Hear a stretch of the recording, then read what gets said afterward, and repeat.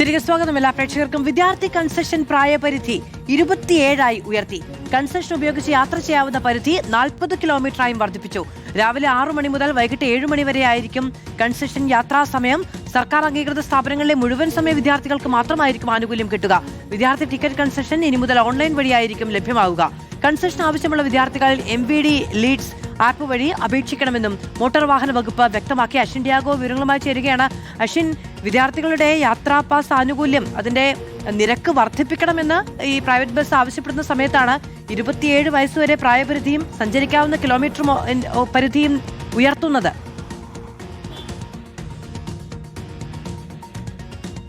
മധു, തീർച്ചയായും നമുക്കറിയാം, പ്രിയദർശിനി സർവീസ് തുടങ്ങിയതോടുകൂടി തന്നെ സ്വകാര്യ മേഖല വലിയ പ്രതിസന്ധിയിലാണ്. ഈ പ്രതിസന്ധിക്കിടയിലാണ് വിദ്യാർത്ഥി കൺസെഷൻ പ്രായപരിധി കൂടി ഇപ്പോൾ കൂട്ടിയിട്ടുള്ളത്. 27 വയസ്സാണ് ഇപ്പോൾ സർക്കാർ കൂട്ടിയിട്ടുള്ളത്. മോട്ടോർ വാഹന വകുപ്പ് ഇവരുടെ ഈ സഞ്ചാര ഡിസ്റ്റൻസ് കൂടി, ദൂരം കൂടി വർദ്ധിപ്പിച്ചിട്ടുണ്ട്. 40 കിലോമീറ്റർ വരെ വിദ്യാർത്ഥികൾക്ക് ഈ കൺസെഷൻ നിരക്കിൽ യാത്ര ചെയ്യാം എന്നുള്ളതാണ്. പക്ഷേ എല്ലാവർക്കും ഇത്തരത്തിൽ യാത്ര ചെയ്യാൻ കഴിയില്ല. പാർട്ട് ടൈമായി പഠിക്കുന്ന വിദ്യാർത്ഥികളുണ്ട്. അതായത് ക്രാഷ് കോഴ്സ് അടക്കം 3 മാസം 4 മാസം കോഴ്സിന് പോകുന്ന വിദ്യാർത്ഥികൾക്കൊന്നും ഈ ആനുകൂല്യം ലഭിക്കില്ല. പകരം ഫുൾ ടൈമായി തന്നെ പോകുന്ന വിദ്യാർത്ഥികൾക്ക് മാത്രമായിരിക്കും ഈ കൺസെഷൻ ലഭിക്കുക എന്നുള്ളതാണ്. ഇതിനുവേണ്ടി ചെയ്യേണ്ടത് ഓൺലൈൻ മുഖേനയാണ് ഇനി മുതൽ കൺസെഷന് വേണ്ടി അപ്ലൈ ചെയ്യേണ്ടത്. അതിനുവേണ്ടി മോട്ടോർ വാഹന വകുപ്പിന്റെ ലീഡ്സ് ആപ്പ് എന്നൊരു ആപ്പുണ്ട്. ഈ ആപ്പിലേക്ക് ആദ്യം ഈ സർക്കാർ അംഗീകൃത വിദ്യാഭ്യാസ സ്ഥാപനങ്ങൾ രജിസ്റ്റർ ചെയ്യണം. ഈ രജിസ്റ്റർ ചെയ്തിട്ടുള്ള ഈ വിദ്യാഭ്യാസ സ്ഥാപനങ്ങളിലേക്കുള്ള വിദ്യാർത്ഥികൾക്ക് മാത്രമായിരിക്കും ഈ ഒരു യാത്ര, ഈ കൺസെഷൻ ലഭിക്കുക എന്നുള്ളതാണ്. മാത്രമല്ല, അതിനുശേഷം വിദ്യാർത്ഥികൾ സ്വയമേ തന്നെ ഈ ഓൺലൈൻ വഴി ഈ ലീഡ്സ് ആപ്പിലേക്ക് രജിസ്റ്റർ ചെയ്യണം. അങ്ങനെ ഏത് വിദ്യാഭ്യാസ സ്ഥാപനത്തിലേക്കാണോ വിദ്യാർത്ഥി അപേക്ഷിക്കുന്നത്, ആ വിദ്യാഭ്യാസ സ്ഥാപനത്തിലേക്ക് ഇങ്ങനെ ഒരു വിദ്യാർത്ഥി അപ്ലൈ ചെയ്തിട്ടുണ്ട്, ഇന്ന കുട്ടി അവിടെ പഠിക്കുന്നതാണോ എന്ന് മോട്ടോർ വാഹന വകുപ്പ് സ്ഥിരീകരിക്കും. അതിനുശേഷം ഒരു ഇന്റിമേഷൻ ഈ കുട്ടിക്ക് ചെല്ലും. അങ്ങനെയാണ് ഈ കുട്ടിക്ക് രജിസ്റ്റർ ചെയ്യാൻ കഴിയുക എന്നുള്ളതാണ്.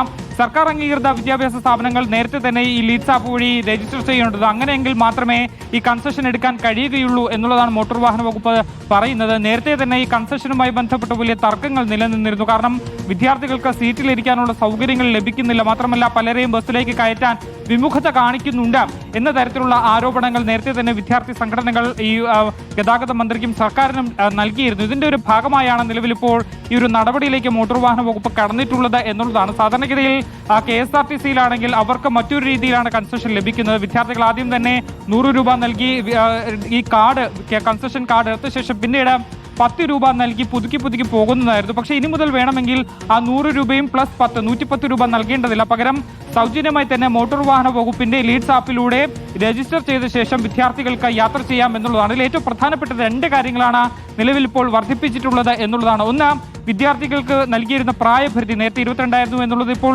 27 വയസ്സ് വരെയുള്ള വിദ്യാർത്ഥികൾക്ക് ഈ ലീഡ്സ് ആപ്പ് വഴി രജിസ്റ്റർ ചെയ്തിട്ടുള്ള വിദ്യാർത്ഥികൾക്ക് കൺസെഷൻ, സ്റ്റുഡന്റ് ടിക്കറ്റ് കൺസെഷൻ ലഭിക്കും എന്നുള്ളതാണ്. പ്രായപരിധി ഉയർത്തിയിരിക്കുന്നു. യാത്ര കൺസെഷൻ ഉപയോഗിച്ചുള്ള യാത്ര ചെയ്യാവുന്ന കിലോമീറ്ററിന്റെ പരിധി 40 കിലോമീറ്ററായി വർദ്ധിപ്പിക്കുകയും ചെയ്തിരിക്കുന്നു. അശ്വിൻ ഡിയാഗോ ആണ് വിവരങ്ങൾ നൽകിയത്.